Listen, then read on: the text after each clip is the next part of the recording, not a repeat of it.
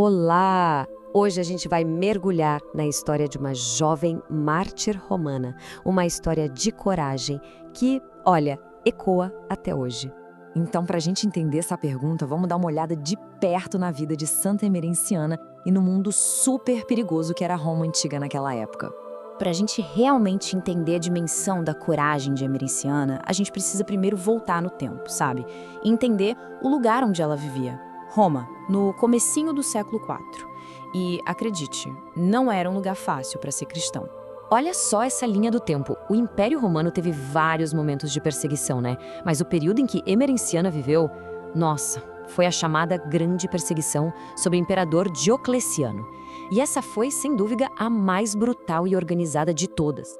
Mas por que tanto ódio? Bom, a hostilidade era enorme. Pensa bem, os cristãos se recusavam a adorar o imperador. E isso não era visto só como uma ofensa religiosa, não. Era considerado traição ao Estado. Some isso a acusações de ateísmo, porque eles negavam os deuses romanos, e um monte de boatos bizarros. Pronto, eles viravam inimigos públicos, verdadeiros marginalizados. E a coisa foi ficando pior de um jeito muito calculado. Dá uma olhada nessa tabela. Primeiro, eles destruíram igrejas, queimaram escrituras. Depois, prenderam os líderes, o clero. E aí, finalmente, em 304, veio o golpe final. Um decreto que obrigava a todo mundo a sacrificar os deuses. Quem se recusasse era a morte na certa. Qualquer demonstração pública de fé virou uma sentença de morte. É exatamente nesse contexto, nesse clima de terror, que a gente encontra a história de duas jovens, duas amigas inseparáveis pela fé, Inês e Emerenciana. E a amizade delas era algo improvável para a época. Inês vinha de uma família nobre, rica e já era batizada. Já a Emerenciana era filha da ama de leite de Inês, ou seja, sua irmã de leite. Ela ainda estava na fase de aprender, de se preparar para o batismo. A diferença social era gigantesca, mas a ligação entre elas era muito, muito forte. E essa palavra, catecúmena, é a chave aqui. O que isso significa? Significa que a Emerenciana já tinha escolhido a fé cristã de coração, ela estava comprometida, mas ela ainda não tinha sido batizada com água, o ritual formal. Ela era basicamente uma aprendiz da fé. Então, chegamos ao ponto de virada. Por volta do dia 21 de janeiro de 304, a amiga dela, Inês, é martirizada. E é aí que Emerenciana vai enfrentar um momento que definiria sua vida e sua morte. Pouquíssimos dias depois que Inês foi enterrada num terreno da família, um pequeno e corajoso grupo de cristãos se juntou no túmulo dela para rezar. Imagina a tensão.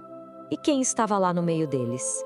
Emerenciana, uma menina de uns 13 anos, de luto, chorando abertamente a morte da sua melhor amiga, sua irmã de fé. E de repente, o pior acontece. Uma turba de pagãos aparece e parte para cima deles. Começam a insultar, a agredir, tudo por causa da fé que eles professavam. E aqui vem um momento incrível. Enquanto todo mundo correu, fugiu com medo, Emerenciana ficou. Ela não só ficou, como enfrentou a multidão, repreendendo eles pela crueldade, defendendo a fé dela e a honra da amiga. A reação da multidão foi imediata e brutal. Furiosos, eles se viraram contra aquela menina e a apedrejaram até a morte. Ali mesmo, ao lado do túmulo de Santa Inês. Esse ato terrível, essa morte, acabou dando força a uma ideia teológica muito profunda na igreja daquela época. É o que a gente conhece como batismo de sangue. A morte de Emerenciana se tornou o exemplo perfeito disso. A ideia é que, ao morrer por Cristo, o mártir recebe a graça do batismo pelo próprio sacrifício. Ou seja, o martírio em si já era um caminho para a salvação, mesmo para alguém como ela que ainda não tinha recebido o batismo formal com água. A vida dela foi muito curta, mas o legado do seu testemunho dura mais de 1.700 anos. É impressionante. E como essa memória sobreviveu? Bom, de várias formas. Ela foi enterrada ali perto de Inês. Séculos depois, a arqueologia confirmou o local. Mais tarde, suas relíquias foram levadas para a Basílica de Santa Agnese, unindo as duas amigas para sempre. E claro, a arte, pinturas e esculturas que imortalizaram a sua história. Mas agora vem um detalhe bem curioso. A forma como ela foi retratada na arte acabou levando a uma devoção bem específica. Pois é, porque padroeira das dores de estômago é fascinante ver como a fé popular funciona. Nas pinturas e esculturas, ela aparece com as pedras no colo ou sobre a barriga, simbolizando o martírio. As pessoas viram aquilo e fizeram uma associação direta, o peso das pedras na barriga com a dor interna. E assim começaram a pedir ajuda dela para dores de estômago, cólicas. E o culto a ela não é só coisa do passado, não. Continua bem vivo. Para se ter uma ideia, em 1942 foi dedicada uma igreja titular a ela em Roma. O legado dela segue firme em pleno século XXI. No fim, a história de Emerenciana nos faz pensar, né? Ela não era da nobreza, não era uma líder da igreja. Era uma jovem, uma aprendiz da fé. Mas a sua lealdade à amiga e a sua fé inabalável a transformaram num símbolo eterno de coragem. E nos lembra que, às vezes, os atos mais silenciosos de coragem são os que acabam ecoando mais forte através do tempo.